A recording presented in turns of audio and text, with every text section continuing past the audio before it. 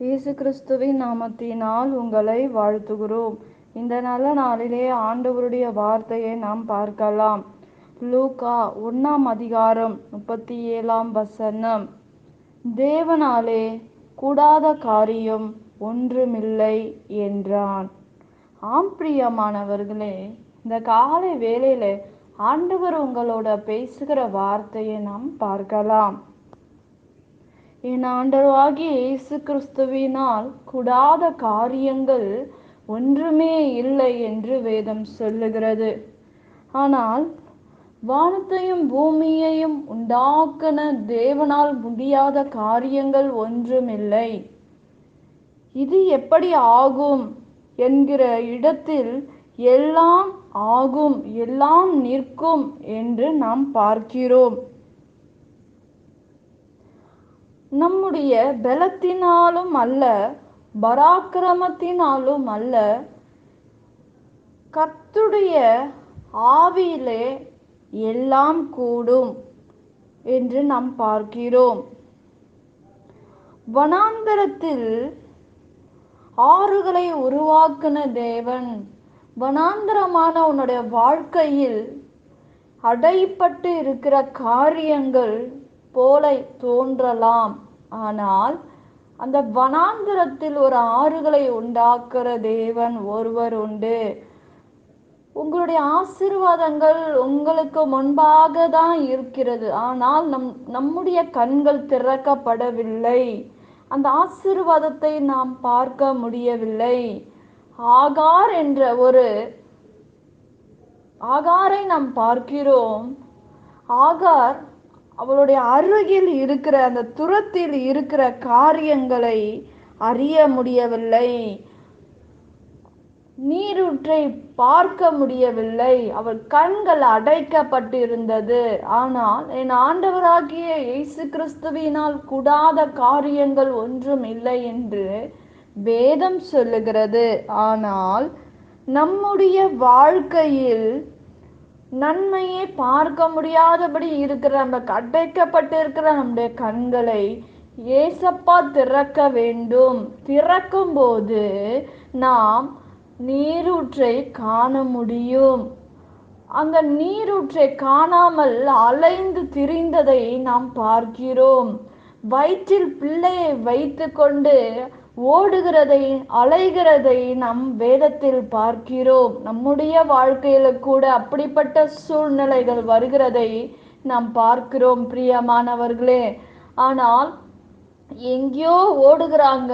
ஆனால் என்னை காண்கிறது தெய்வமே என்று அந்த நீரூற்றை காண்பிக்கும் போது, ஆண்டவரை நோக்கி கூப்பிடும் போது முடிந்ததே என்று நினைத்து தன் மகன் மரிக்க போகிறான் என்று நினைத்து அவள் கதறி ஆண்டவரை நோக்கி பார்க்கும்போது ஆண்டவர் இறங்கி அந்த நீரூற்றை காணும்படி ஆண்டவர் செய்கிறதை நாம் பார்க்கிறோம். இப்படிப்பட்ட அதிசயத்தை கூட ஆண்டவரால முடியும்.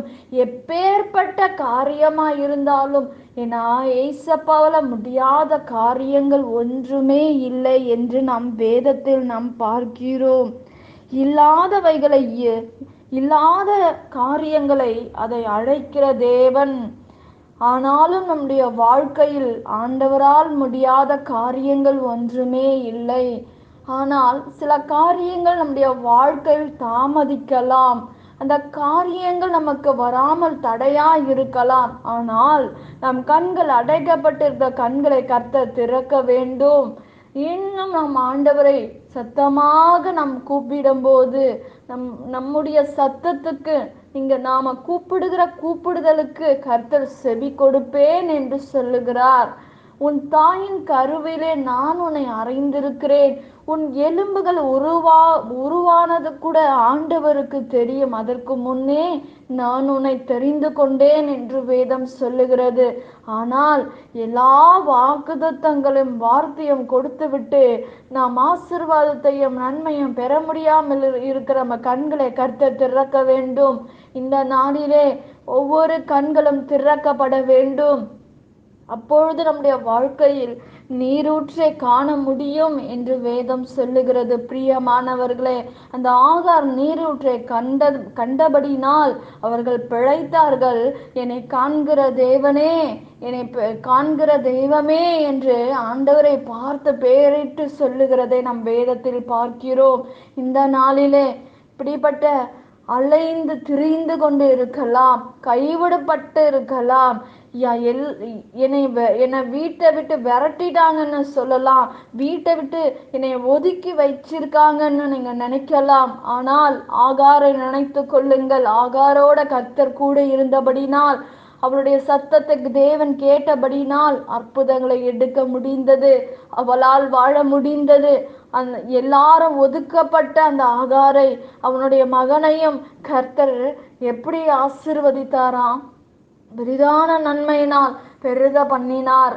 அதே போல ஒதுக்கப்பட்டு இருக்கலாம், இந்த உலகம் உன்னை தள்ளி விட்டு இருக்கலாம், நீ அலைந்து திரிந்து ஆகாரை போல நீ ஓடிக்கொண்டு இருக்கலாம், ஐயோ இன்னும் அவ்வளவுதான் என்று நினைக்கலாம். ஆனால் ஆகாரின் கண்களை கர்த்தர் திறந்தபடினால் நீரூற்றை காண செய்த என் தேவன் உங்களுடைய வாழ்க்கையிலும் காணப்பண்ண ஒரு வல்லமை உள்ள தேவனாய் இருக்கிறார். என் ஆண்டவரால் கூடாத காரியங்கள் ஒன்றுமே இல்லை. நாம் ஜெபிக்கலாம். பரலோகத்தில் வாசமா இருக்கிற அன்பின் பிதாவே, உங்க நாமம் மகிமைப்படுவதாக, உங்க ராஜ்யம் வருவதாக. இசப்பா, எங்க கண்களை திறப்பீராக. ஆசீர்வாதத்தை எடுக்க முடியாதபடி இருக்கிற நன்மைகளை திறக்கும்படி இயேசுவின் நாமத்தினால உங்க அற்புதத்தின் கரம் கடந்து போகும்படி நான் ஜெபிக்கிறேன்ப்பா.